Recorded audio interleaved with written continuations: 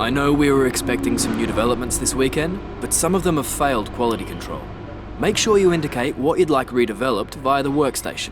Hey, what's up guys, aarava here, and welcome back to an episode of my F1 2018 career mode, episode number 41 today for the Brazilian Grand Prix here in Season 2. If you guys did miss the previous one at the Mexican Grand Prix, then I implore you to go check that one out, because spoiler alert, we did wrap up the Drivers' World Championship there, and we are now the Drivers' World Champion for this Season 2 of F1 2018 career mode. We became World Champions with Haas at the USA Grand Prix, and then the very next episode, we wrapped up the championship here. So going through these final two rounds, points still available. There's still other positions up for grabs, so other teams, like McLaren still working hard to keep ahead of Red Bull and Mercedes in the constructors. You've got Alonso, Vettel, and Raikkonen quite close together on points, and then also just for our sake as well, pushing on to try and do the best job we can every single race. You can see in the actual performance chart, Red Bull are still pretty close to us, despite us coming here with one upgrade. The other one actually did fail, so ironic there. One final time, an upgrade will fail for us here at Haas, but it does mean we have 3 upgrades then coming for Abu Dhabi for the finale of this season, so that'll be quite interesting to see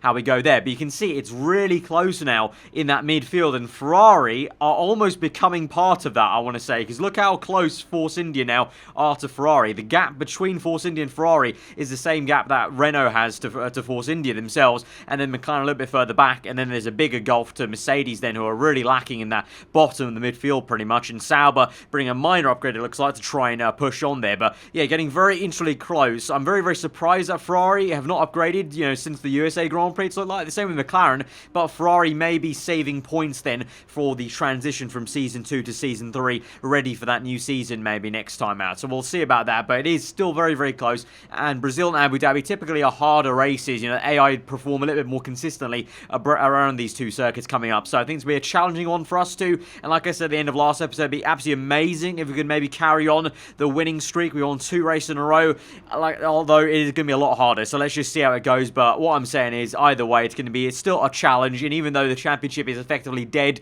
in terms of the actual driver's title, it's still all up for grabs for other teams, other drivers. So let's go out there, let's have some fun the last 2 races in our Haas car. So let's go to qualifying then and see how we do around 1 lap around Sao Paulo. Welcome along then to Interlagos as we await the green light to get today's qualifying session underway. Looking at this field today, Ant, do you think we're going to see anyone take a chance, maybe run the harder of the available compounds and save some of the grippy tyres for the race tomorrow? Well, I'd be surprised in all honesty. It's only the front runners that really have the pace to get away with that, and even then, at the end of the day, it's a big risk. Track position is the most important thing, and it's rarely worth sacrificing for a slightly more optimal strategy in the race, so I doubt we're going to see anyone trying it. I have been wrong before though. We certainly do see some risky decisions every now and then, and it's a gamble that's sometimes worth taking.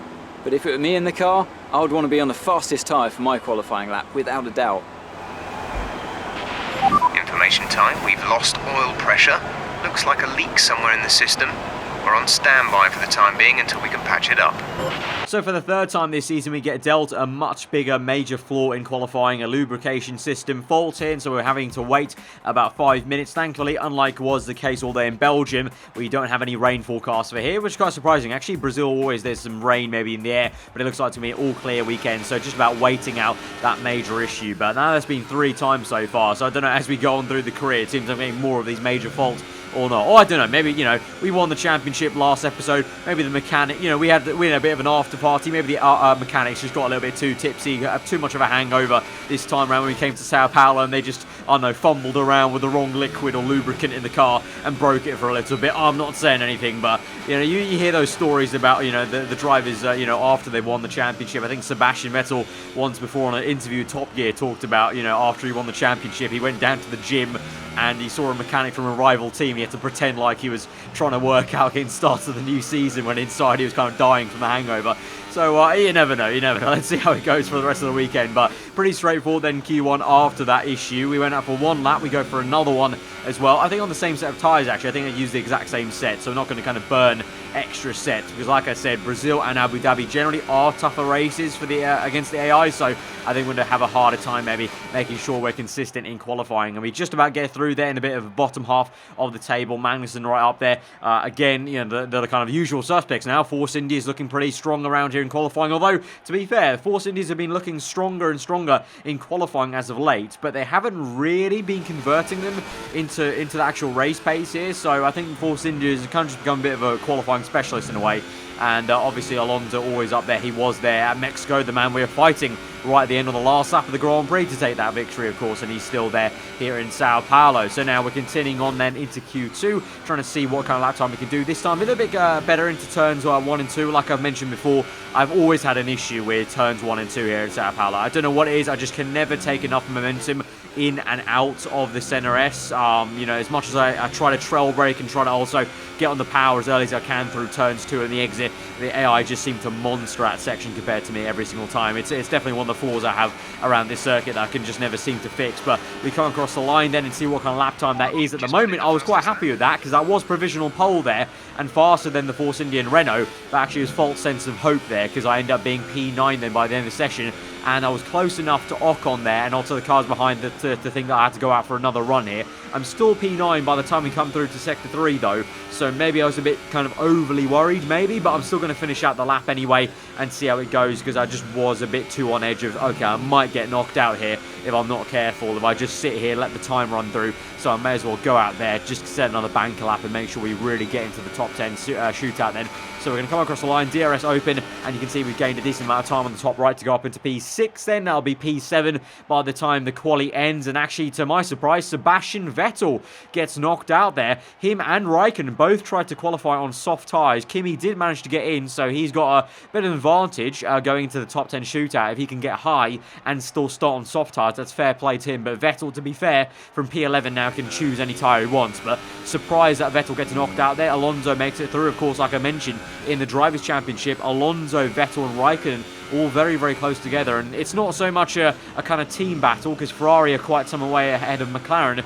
It's more of a case of pride, of course. Fernando Alonso's had a bit of history with both Raikkonen and Vettel. Raikkonen obviously being his former teammate at Ferrari, and then Vettel being the one who replaced him at Ferrari. So a bit of bad blood maybe between those three, or two of them, Vettel and Alonso. So they're going to want to try and fight hard to try and become best of the rest, effectively in third place behind my teammate Magnussen in second, and then me there in first place. But anyway, we're in the top 10 shootout. We only had one set of super softs to use because I used 2 fresh sets in Q2. So 1 run at the moment. Alonso is on provisional pole. We're across the line, and it's a pretty dreary sight. P9 only, and Magnussen in P5 actually. So it looks like the car in general is maybe a little bit off the pace, but compared to me, to Magnussen, he's dummy there. Fair play, I guess. But for me, obviously, I'm still trying to fight hard, but at the same time, it's not too worrying the fact we're down in P9, and I think we can go forward in the race. I think my race pace is a lot better here, but Fernando Alonso gets another pole position here to round out Season 2 with Sergio Perez right there on the front row of the grid as well. So the Force Indies once again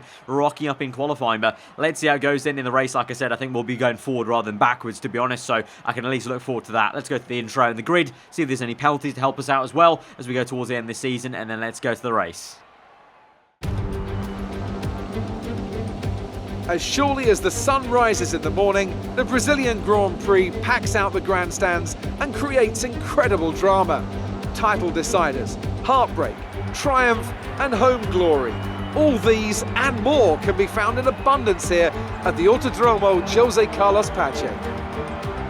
Interlagos, always a very special race here in Brazil. It's a 2.7-mile circuit with 9 lefts and 6 rights for a total of 15 corners. The fastest lap today should have an average speed of around 135 miles per hour, if of course the weather stays dry until the end of the Grand Prix.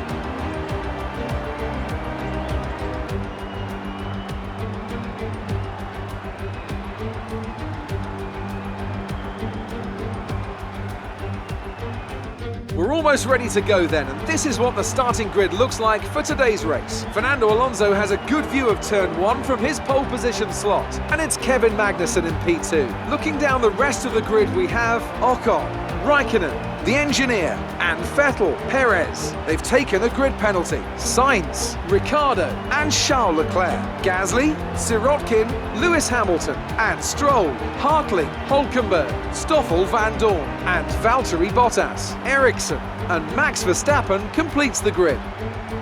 And now it's time to head down to the track. Okay, we've already won the championship, so relax and enjoy this race. Indeed, I share my engineer's sentiments there. Let's just try and enjoy these last 2 rounds. And actually, thankfully, we move up the order quite some way up into P5 now. My teammate's actually on the front row, Magnus in P2, alongside Alonso due to some engine penalties. So from P5, now we can definitely fight a little bit, and we have a very good chance of at least finishing in the top 5 and maybe even trying to grab a podium. That'd be good from here. The race win, we'll go for it, obviously. We always do, but I think it might be a little bit out of the way because generally I'm just not that great around Sao Paulo. But we'll see how it goes. On the strategy you saw there, I flirted with the idea of trying a one-stop onto mediums, but the medium tyre wear was seeming on the numbers there on the left-hand side just way too much there. So I'm gonna have to do the minimum 2-stop super soft to 2 sets of soft tyres. To be honest, I think the entire group are doing at least a minimum of a 2-stop here. So let's see how it goes then from P5 on the grid there as we go to 5 red lights for this second last race of the season here at the Brazilian Grand Prix. 5 red lights are out and we're underway, and it is a good start for us actually compared to Kimi Räikkönen and Ocon there. The Iceman bogs down a little bit into turn 1 round the outside. We try to follow our teammate round the outside of also the Force India car as he swiped across Ocon. Couldn't get quite Ocon into turns 1 and 2, but now we have a good run as we go towards the end of sector 1 then already up into rich mix. Ocon goes a little bit defensive, but we're having none of it. We're going to go to the inside as he continues to squeeze us to the inside there. We're trying to do our best, but Ocon just has the better line, but we're still right there. So let's keep up with him in sector 2. I know I'm much better than the AI maybe, so we can try and do something, but at the moment Ocon is really being a bit of a thorn in my side there, really slamming the brakes and brake checking me up the hill. He just did not carry much momentum there, and so we get a warning for collision. I'm going to say, to be honest, that was his fault there of just going a bit too early on the brakes there, and there's not much room I could do with anything. But Magnussen, meanwhile, did try and pressurize Alonso, I saw, at the end of sector 1. So let's see. At the moment, Alonso's in P1 and looking to get away, and he has done before in the past, but let's see, and fingers crossed that my teammate can do something. Meanwhile, I've gone on inside of Ocon. He's had just an absolute mare of an entry into that apex on the left hand as we go up the hill then, so I don't know what that was about, but to be fair, he's going to come back at us anyway. We know how slippery that Force India is in a straight line. Where is he going to go to the outside? We go defensive on the inside line as we go on to lap 2 then into turn 1. We're going to try and squeeze Ocon out by opening on the corner into turn 2 and the exit of the center S, and Raikkonen now will actually be the one that's got Ocon. I think those two will now have a bit of a scrap, so hopefully if those two fight, I can get away from them and I can focus on the fight up ahead between my teammate Magnussen and Fernando Alonso, and that's exactly what's going to happen as we go through the laps then. Ocon attacks Raikkonen around the outside then as they enter sector 2. Kimi though giving a bit of a jostle there as they go down the slight decline of the hill before they go back up for sector 2, and Raikkonen will still be on the outside there, but that Force India car shouldn't really have the downforce to compete with the Ferrari, even though it has improved in recent races. So let's see. And then there's still going to be side by side through this entire section really. It looks like a really evenly matched joust here between the Force India and Ferrari, and all the while, of course, while these two fight, that's just going to help me kind of give me a bit more breathing room. I mean, you can't even see where my car is now on these replay shots as we go through again, and Ocon's still trying it, and Sergio Perez might even join the party. As you can see, a whole firework display down that main straight because the entire midfield, like I said, is so closely packed between, you know, Force India, McLaren, Renault, Mercedes, even Sauber you could kind of call into the midfield almost if they try some audacious strategies. But then finally, I think Kimi might have his match here as S-Man's going to go on the outside and into sector 2. He has the DRS this time. I think that was as we entered lap 3, but no, actually looks like Raikkonen's pushed him off a little bit, and actually look at that now, it's Perez v Vettel in the background, and Ocon's been completely shoved off there. So Raikkonen getting the elbows out and definitely just showing who's boss in a way. But now we move to the forward fight, and we move to the fight between P2 and P1. Magnussen, we're on board with him now as we look at Alonso, who's made a mistake actually, very uncharacteristically made a mistake into turn 1. Obviously, he did make a mistake when we got the lead of the Mexican Grand Prix, the lock up into turn 1.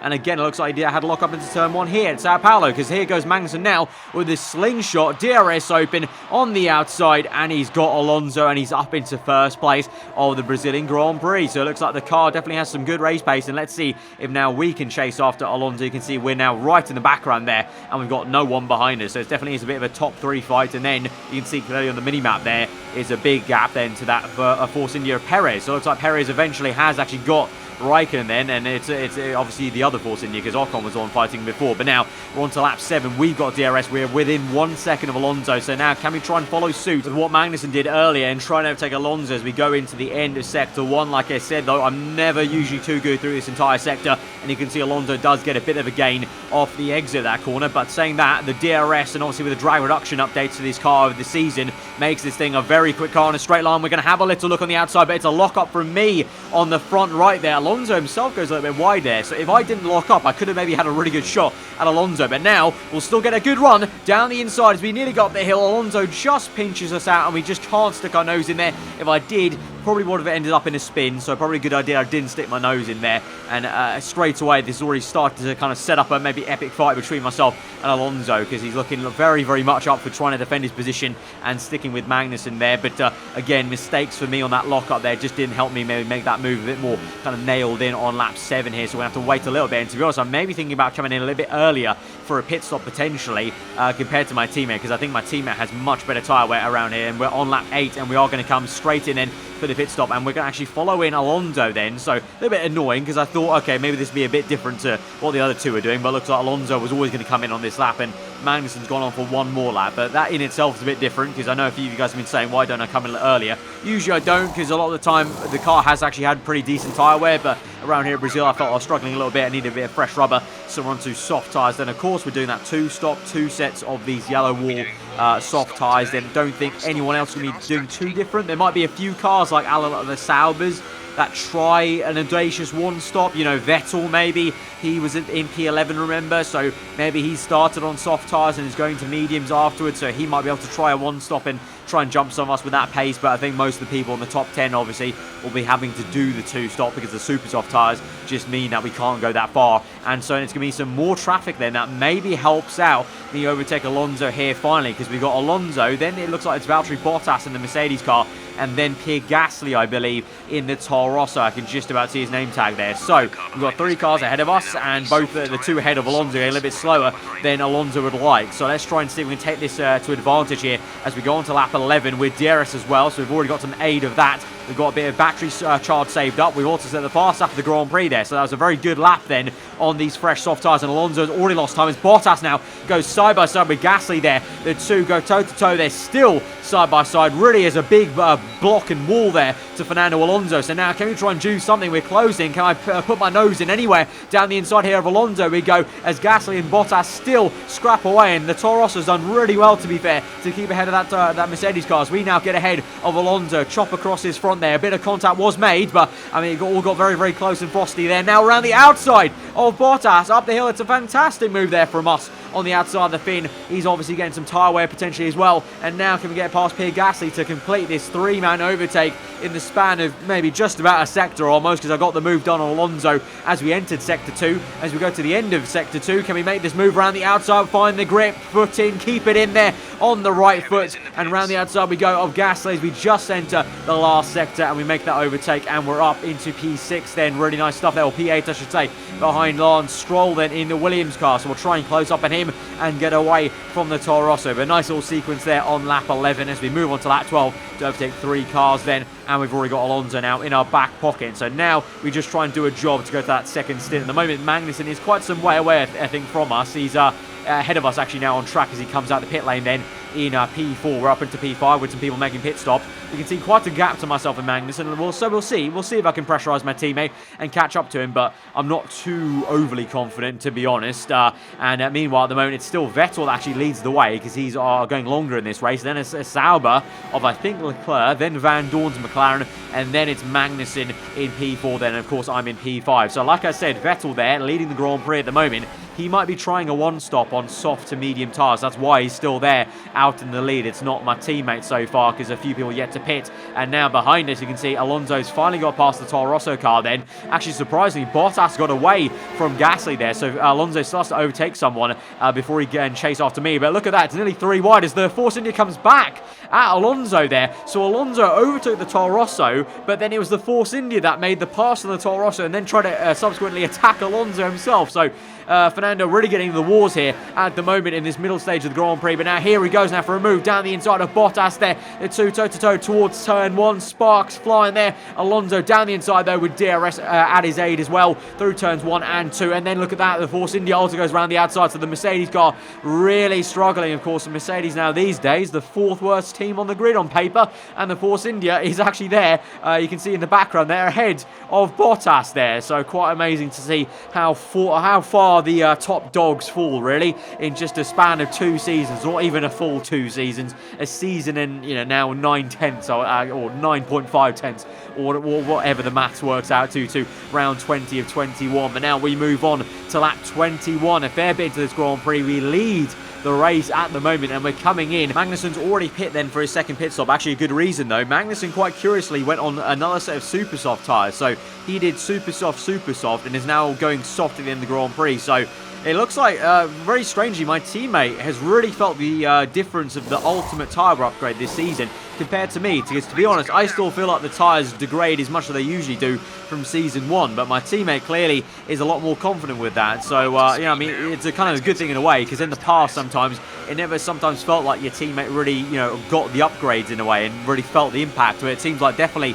Magnussen well and truly is taking benefit of that ultimate tyre upgrade we did earlier on this season. But now we come out just ahead of a fight between Van Dorn and one of the Force India cars there. He just gets ahead and actually tried to attack me then, as obviously I'm coming out on cold soft tyres. Alonso's gone on for one more lap then. So let's see how the undercut, the overcut works. We're going to try and close up on Leclerc as well up ahead. But Alonso is going to come in then. He'll be on another set of soft tyres and let's see where he comes out. He's had some clean air to be fair as well. So let's see. I think that's me coming through then in the distance. The Sauber goes through and there we are in the background there. So Alonso has jumped me. So the overcut has worked it. Sao Paulo, you can see I haven't got any traffic myself. Just the pure pace, I guess, and Alonso flying there, maybe bumped up into rich mix and hot lap mode on ERS on his in lap there, and he's got us. But right now at the moment, Sebastian Vettel leads the way on medium tyres, Magnussen in P2 on soft. So like I said, Vettel starting in P11 might have been a blessing in disguise because now he leads the way and he's going to the end of the Grand Prix on those medium tyres, so he's done well for himself. Meanwhile in third place then Fernando Alonso, myself in P4, just ahead of Leclerc then. So let's try and close up then on this Spaniard and see what we can do on lap 27 now. So what's that? We've got 9 laps left in this Grand Prix to try and get a podium position. I don't think P2 or P1 are on the cards for us today, so let's just try and get P3 and make it a double podium for Haas and join our teammate there on the podium. So here we go now. DRS, ERS going as well on the right hand side. It's going to be a pretty easy pass then. Purple first sector for us.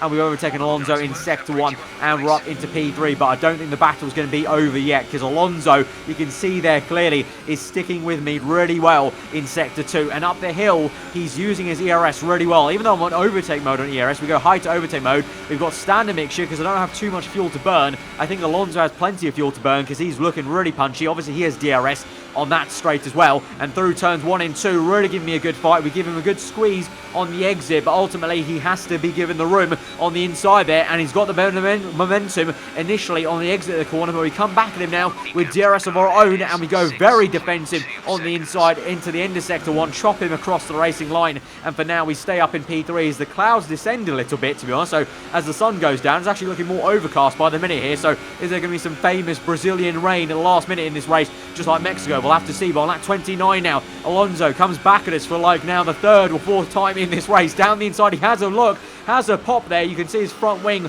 just a flash in the corner, but look, he's got the traction. He's actually got us there, and he shoves us off the road as we go up into the hill for Sector 2. We're going to come back at him though. No contact made. We're just about managing to find the room there, and Alonso, fair play to him as well, gives me the room there to operate, and we now cut across the racing line to get back up into P3. So this is becoming an almighty epic scrap here with Fernando Alonso. We've had a few battles in the past, I'm thinking back to Hungary, but this one is turning out to be an absolute stunner. Fair few laps, and we've been battling non-stop again on lap 31. He comes back at us into turn 1. It's now fully overcast here, so is there going to be some rain to spice things up once again, just like Mexico? He's now got this fully through turns 2, so we have to try and get back in the slipstream now. DRS though, back again for another move on him down the inside then to the end of Sector 1, and we're back up into P3. P3, and I've said that about 5 times now, that exact phrase, back up into P3. I'm hoping one of these times I can say we're finally into P3, and that's going to be the end of it. But for now, Alonso sticks with us once again through Sector 2, and he's looking very, very good. If we're not careful as well, there might be some other cars to join us here at the moment. So lap 32 now, on to lap 33. 3 laps to go as we cross the line, and Alonso comes back at us again, and this time now we're down to medium ERS because I want to save the ERS for the next slingshot again, because now I'm understanding Alonso might have the pace through turns 1 and 2. I have the pace on the exit towards the end of Sector 1 with that kind of slingshot effect here, and so now we go back up to overtake mode, try and defend from Alonso, and whilst we do that, look at that, Esteban Ocon then flash from the past there from stint number 1. Ocon comes down the inside, overtakes Alonso, and actually now is going to come down the inside of me as well. The Frenchman out of nowhere now trying to make a double overtake in this race. We defend from him to the inside up the hill there, squeeze him out there, and so now we've got to contend with the Force India towards the end of this Grand Prix. And now as we move on to the end of lap 33, we've got maybe more of an issue really than Fernando Alonso, because Ocon in the Force India car is maybe going to be more of a threat in a straight line here as he flies past us then with DRS, and we're going to have to really use the downforce advantage that we have against the Force India to good effect through turns 1 and 2. You can see though, actually compared to the McLaren car, you can see the Force India lacks a bit more downforce, but then has the kind of, makes up the ground in the straight line here. But here we come now with DRS, good exit from turn 2 on the outside there, around the outside, really bold on the brakes, and we just about managed to turn the car in there on the exit, and we're back up into P3 once again. And so it's going to be maybe one final fight and then in towards the final lap of the Grand Prix, perhaps to try and keep this podium position. But it will be, I think, Sebastian Vettel that wins this Grand Prix from Magnussen. It's just about if we can keep this P3. Then it's now actually Alonso that's managed to overtake Ocon then. So onto the final lap of the Grand Prix, we defend from Alonso there in Sector 1, and now we see if we can do anything in Sector 2. But generally speaking, even though the AI have been pretty good at it around here in Sector 2, it's just about, keeping it ahead, nice and calm, and then also building up enough ERS there up the hill. So you can see I'm on low ERS there. We don't actually have too much battery store at the moment, so I'm trying to save up all the ERS I can, so then the exit of the left-hander up the hill, we can use some hot lap and then overtake mode and make sure we stay ahead, because I don't want like a kind of a chance for Alonso to even have a sniff across the line there. That's going to be a bit too stressful. But Sebastian Vettel does win a surprise Brazilian Grand Prix, to be fair, because the Ferraris haven't looked on pace, but a bold strategy, a one stop there from P11, soft tire to medium does it for him. Magnussen in P2, and you can see there we have actually got away from Alonso then with overtake mode. The ERS we saved, and we're going to come across the line for a great P3 and a double podium for the Haas team. Good finish. You stepped up and achieved what we asked. Good job.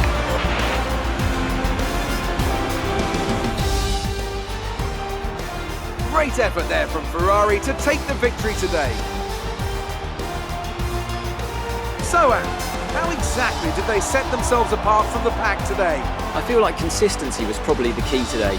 There's being quick, and then there's being quick lap after lap after lap. If you can do that, you can capitalise on other people's errors without making many of your own. And that's an approach that can push you a long way up the field. So, here they come now, out onto the podium. Wherever you go, anywhere in the world, the prancing horse flags are dominant in the grandstands, and they're out in force again today. It's Ferrari on the top step once more.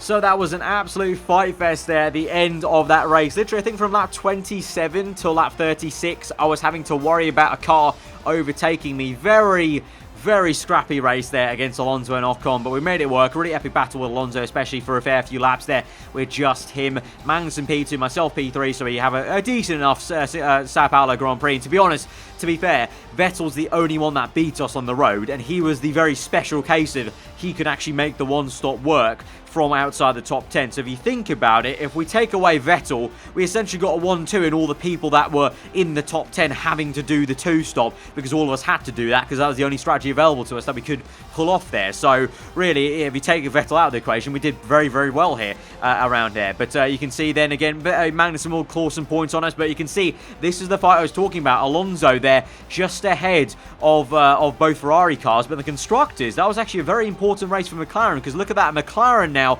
are up into third place once again, ahead of Red Bull and ahead of Mercedes. So McLaren, if they have one more race now, the Abu Dhabi Grand Prix, to finish this off, will that papaya orange McLaren car finish up in third place ahead of the big guns, Red Bull, Mercedes? That would be quite something indeed. But now we're going to go to the final interview stages with Claire after this race and then round out the episodes with some upgrades. The fans really seem to enjoy that. You made it look easy. You must be happy with the result today. Now, although I was kind of technically happy about that P3, in the end, I'm still annoyed that I got beaten by Magnussen, so that was a bit frustrating. It's going to go with no comment there for that one, to be honest. Talk us through what happened between you and your rival today. And then on the rivalry of Magnussen, I'm going to say fair play. He's a great driver. He gave us the run for the money there that time round. He just was the faster driver around here. Do you have any comments about the collisions? Obviously, a few bumps here and there with Alonso and Ocon during that, so, you know, it wasn't deliberate, but the car was nimble enough to get around it, I'm going to say, on the top answer there for the final question. Appreciate your time. And so that's going to round out then the questions, and we're going to get to the end of this episode then. So in terms of the teammate rivalry then, we are going to be leading the rivalry just by a bit there, and Magnussen definitely can still pull it back in that final race next time out at the Abu Dhabi Grand Prix, but we're going to move on then to final upgrades then into Abu Dhabi. Of course, I can spend some final ones at Abu Dhabi, but obviously I won't know about them going into Season 3. So this is really the final chance to spend some points there. So even though the chassis department has some lower morale, we're going to buy a weight redistribution upgrade, mostly because I don't really know what else to buy. On the engine front, I have major upgrades to purchase, apart from the fuel efficiency, but I don't really fancy buying that, so I thought I'd just go for weight redistribution, to be honest. So we're going to have 3 upgrades then, coming for Abu Dhabi, and then also going to Abu Dhabi, we can change the engine components back one column, because remember, we took the penalties for the Belgian Grand Prix, wasn't it? And we got an extra column there, so we can move back a column and have a fresher engine then for the final race of the season. But we have 2 chassis updates and then 1 engine update there on the ERS, I think that is, or maybe brute engine power, I can't quite remember. But 3 upgrades nonetheless going into Abu Dhabi, and so that'll be interesting to see where we end up with this car right there at Yas Marina. But guys, that's going to be the end of the episode then, so if you did enjoy it, smash the like button, let me know what you thought in the comments below. If you're new around here, get subscribed for weekly full-on content. I've been Ava, home just today, I'll see you guys next time. Goodbye.